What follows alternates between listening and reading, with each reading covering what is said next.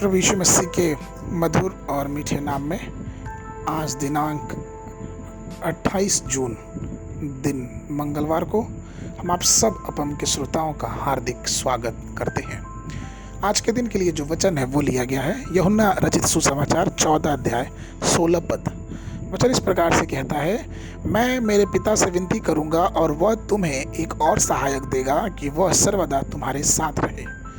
प्रभु में मेरे प्रिय लोगों, हमारा प्रभु यीशु मसीह स्वयं एक दिलासा देने वाला और सहायक है और उन्होंने एक और सहायक का परिचय दिया जो पवित्र आत्मा या यूँ कहें कि सत्य की आत्मा है। दो अलग अलग तरीकों से शांति देना कितना बड़ा सम्मान है।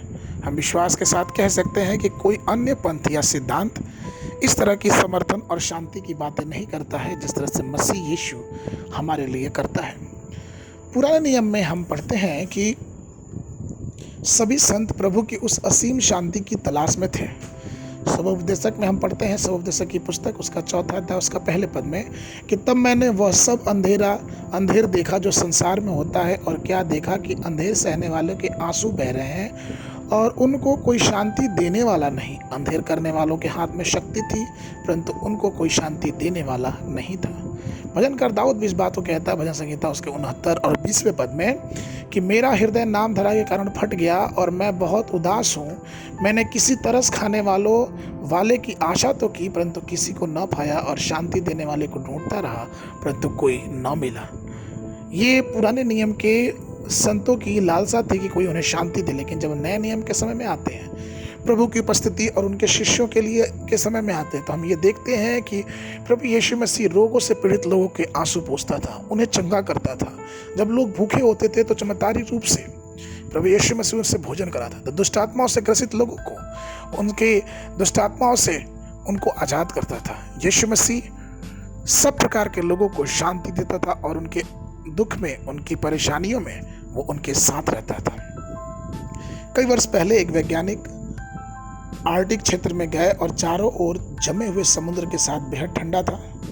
उन्होंने अकेले कई प्रयोग किए और कई आविष्कार भी किए। चूंकि संचार का कोई साधन नहीं था तो वह एक पत्र पे संदेश लिखते थे और वो पत्र एक कबूतर को देते थे, जिसके माध्यम से वो जो उसके सब बातें थी उसकी पत्नी को पता चलती थी। एक बार ऐसा हुआ कि जब वो कबूतर उस पत्र को लेके जा रहा था और वो अचानक इतनी ठंड था कि वो आकाश में चक्कर लगाते लगाते हजारों मील उड़ते हुए जैसे ही वैज्ञानिक के घर पहुंचा और उसके पत्र को उसने उसकी पत्नी की गोद में रखा, और जब उस पत्नी ने उस पत्र को पढ़ा तो वो पढ़ के बहुत प्रसन्न हुई।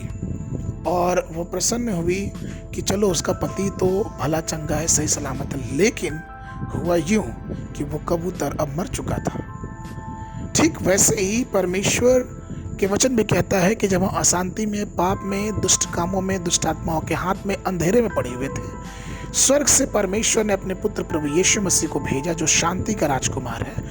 वो हमें शांति देने के लिए, हमें पापों से छुड़ाने के लिए, हमें श्रापों से छुड़ाने के लिए कलवरी क्रूस की मौत सहा, और उसकी मृत्यु हो जाने से, उसके लहू बहा जाने से हमें छुटकारा, मुक्ति, उद्धार और शांति मिली है।